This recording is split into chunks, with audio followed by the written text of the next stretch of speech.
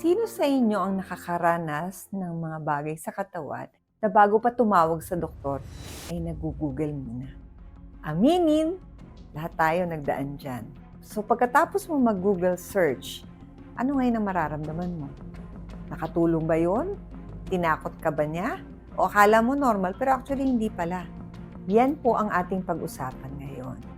So yung nababasa natin sa ating mga search, accurate ba talaga yun? Yun ba ang dapat nating pakinggan or paniwalaan?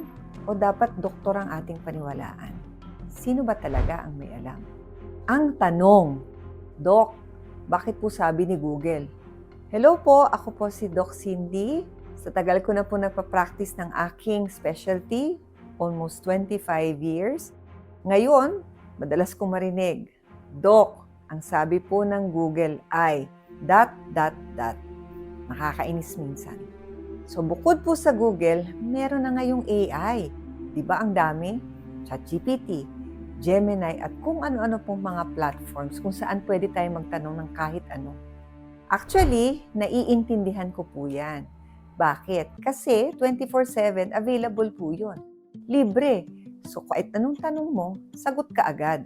Lalo na kung ikaw may nararamdamang symptoms at lalo na kung tungkol sa health. Siyempre gusto mo, ASAP. Pero ito po ang reality check. So hindi mo makukuha ang diagnosis mo sa online. Kailangan po talaga mahistoryahan ka ng doktor kasi doon po nakikita talaga kung anong klaseng kondisyon meron ka. So minsan, lalo ka pang matatakot. Hindi na nga ito nakakatulong sa'yo, tinatakot mo pa ang sarili mo. Pero ito na po ang mas malala. Baka meron ka pang makuhang sense of security na okay lang lahat. Which is mali. At pag yun lang ang ginawa mo, lalong nagde-delay ang pagbisita mo sa doktor at baka mamaya, lumala na lahat. Ganito po ang karaniwang senaryo. Isang gabi, may naramdaman ka. Example, nagpalpitation ka. Ang una mong gagawin, kunin ang cellphone, i-type, ano ang dahilan ng palpitation? Hala, nandyan na po lahat ng diagnosis. So anong gagawin mo? Matatakot ka. So lalong hindi ka makakatulog.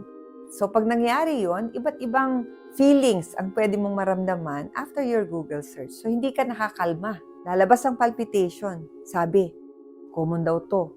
Baka kape lang or stress. Relax ka na sana. Pero pag nag-scroll ka pa, ayan na. Ang daming related searches sa baba. Palpitations at night heart attack. Click mo yon. So lalabas na naman. Arrhythmia. Click ulit. Tapos may forum. Sabi ng isa, ganyan din ako, heart failure na pala. Ay nako, hindi matatapos yan. So lalong hindi ka na makakatulog. Convince ka na sobrang lala ang sakit mo. O kaya naman, maniwala ka sa isang nag-comment, stress lang yan. So lalong ginugulo ng iyong pagsisearch ang mga simptomas mo. Kaya dapat, tandaan ninyo, hindi kayang sagutin ni Google lahat ng tanong mo. Hindi lahat ng articles na nasa online are all reliable. Kaya dapat nasa doktor pa rin ang pag-i-explain ng bawat simptomas mo o bawat pag-aaral at paggamot sa isang pasyente. Kasi kami mga doktor, hindi lang naman mga review articles ang tinitingnan namin. Bawat trial, bawat article ay binubusisi namin isa-isa. Hindi porket merong isang publication that's already valid. Hindi po. So bilang isang doktor, hindi lang naman binabasihan namin ang mga clinical trial at mga nababasa namin. Of course, nandun pa rin yung 25 years or more of experience na nakakakita ka ng pasyente. Yun yung tinatawag namin clinical eye. Sa isang simptomas like chest pain, hindi lang po puso ang dapat isipin. Marami pong organs sa body natin that can present with chest pain. Number 1, pulmonary conditions. So, minsan, infeksyon, pag-ubo, can cause chest pain sa isang pasyente.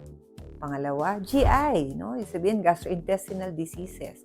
So, dun sa mga pasyente nag-acid reflux, may tinatawag na ulcer, they can present also with chest pain.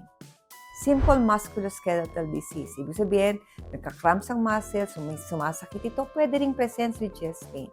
Stress, pwede din. So, ibig sabihin, di porket chest pain, sa puso ka agad. Kaya importante po nagpapatingin sa doktor because ang doktor ang mag-evaluate ng lahat ng simptomas associated with it. So, ang tanong ko ngayon sa'yo, paano naman malalaman ni Google yun na akma sa mga nararamdaman mo?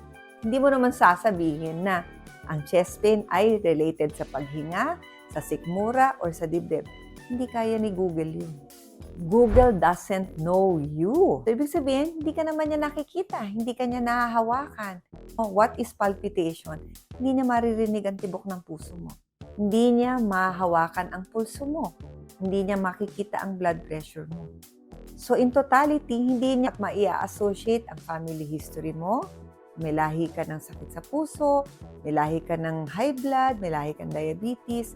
Hindi na niya matatanong ano-ano pang mga simptomas associated sa iisang symptoms mo na chest pain. So, just to make the record straight, kailan ba magiging okay na mag-Google ka? Hindi ko po sinasabi na mali ang mag-search. No? It's a very powerful and useful tool para sa ating lahat. Okay lang mag-Google kung gusto mong intindihin yung mga medical term na sinabi ng doktor sa'yo. Okay din mag-Google kung gustong malaman kung para saan yung gamot na binibigay sa iyo. Okay din mag-Google kung gusto mong malaman ano ba yung mga healthy foods na pwede sa iyo. May malaking pagkakaiba ang mag-search para matuto ka or mag-search para mag-diagnose ka. At itong journey ko sa social media, panalangin ko isa nang magsilbing inspirasyon itong content ko para sa inyo. At i-motivate ko kayo para magpa-check up, bantayan ang inyong kalusugan, at mag-aim for health and longevity. Naintindihan ko po kung bakit po kayo nag-Google. Kasi number 1, mabilis. Number 2, free. Kaya lang po, pagdating po sa diagnosis ng inyong puso, dapat po sure tayo. Huwag mong asahan ang Google ang magsosolve ng problema mo. Kasi hindi niya kayang gawin yan. Dapat pumunta sa doktor, alamin, siya ang makakasagot nito. So kung meron po kayong mga tanong, drop po ang inyong mga comments. Kaya po kung meron din kayong mga kamag-anak, kapatid, kaibigan, papanood nyo po itong YouTube na to. Ingat lagi!